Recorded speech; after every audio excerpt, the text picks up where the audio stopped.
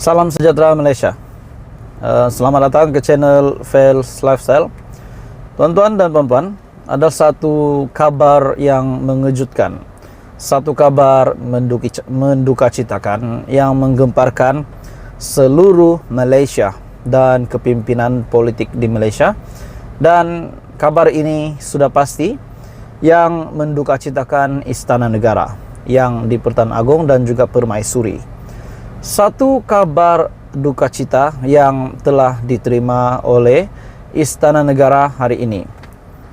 Menurut satu artikel yang saya petik ataupun yang saya ambil dari Cosmo, mengesahkan kabar duka cita pemergian Agong Raja Permaisuri telah mendedahkan mereka zahir ucapan takziah pemergian Muhammad Kamal. Ini satu berita yang mendukacitakan. Yang di Pertuan Agong, Al-Sultan Abdullah Riayatuddin Al-Mustafa Billah Shah dan Raja Permaisuri Agong Tunku Haja Azizah Aminah Maimunah Iskandaria menzahirkan ucapan takziah kepada seluruh keluarga tokoh ilmuwan negara Profesor Ulung Tan Sri Dr. Muhammad Kamal Hassan yang telah kembali ke Rahmatullah pada pagi tadi. Ini satu kabar yang mengejutkan, satu kabar yang mendukacitakan, yang dikongsi sendiri oleh yang di Pertuan Agong dan juga Permaisuri. Istana Negara dalam satu kenyataan di laman Facebook berkata, Seri Paduka Baginda berdua turut menzahirkan rasa sedih dengan pemergian Allahyarham dan menzahirkan harapan agar seluruh keluarga Allahyarham sabar serta tabah menghadapi dugaan serta suasana sedih dan pilu. Seri Paduka Baginda berdua mendoakan. Seri Paduka Baginda berdua amat menghargai jasa dan bakti Allahyarham serta menyifatkan pemergian Allahyarham sebagai satu kehilangan besar kepada negara. Bagi saya, tuan-tuan dan puan-puan, ini juga sudah semestinya bakal dirasai, pemergian ini bakal dirasai juga oleh Perdana Menteri Malaysia Datuk Seri Anwar Ibrahim. Muhammad Kamal yang juga dilahirkan di Pasir Mas, Kelantan. Allahyarham memiliki ijazah sarjana muda pengajian Islam dari Universiti Malaya pada tahun 1965 sebelum meneruskan pengajian di peringkat sarjana dan juga ijazah doktor falsafah di Columbia University New York pada tahun 1975. Ketokohan Allahyarham diiktiraf sehingga ke peringkat antarabangsa dan menjadi tokoh ilmuwan yang cukup disegani.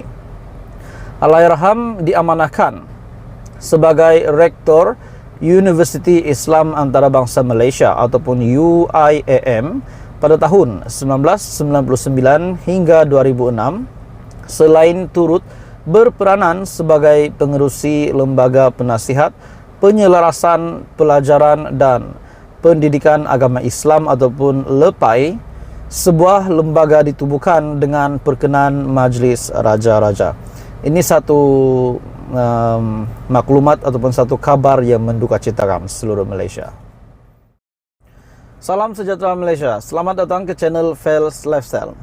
Okey, tuan-tuan dan puan-puan, saudara-saudara semua, satu perkongsian hari ini yang saya nak sampaikan berkaitan dengan dari mana sumber yang besar yang menyumbang kepada kerugian besar negara ataupun kerajaan. Sudah pasti kita dapat melihat beberapa kerugian-kerugian, beberapa sumber kenapa kerajaan boleh mengalami kerugian yang besar. Jadi akhirnya satu sumber hari ini yang saya nak sampaikan berkaitan dengan satu projek, bagi saya ini projek, yaitu bangunan terbengkalai sampailah hari ini di Putrajaya adalah Punca. Kerajaan rugi dekat RM 1 bilion. Persoalan pertamanya, siapakah yang memulahkan proyek pembangunan ini? Persoalan yang keduanya, adakah kerajaan ataupun pimpinan yang sebelum ini ataupun yang akan datang akan meneruskan proyek bangunan ini?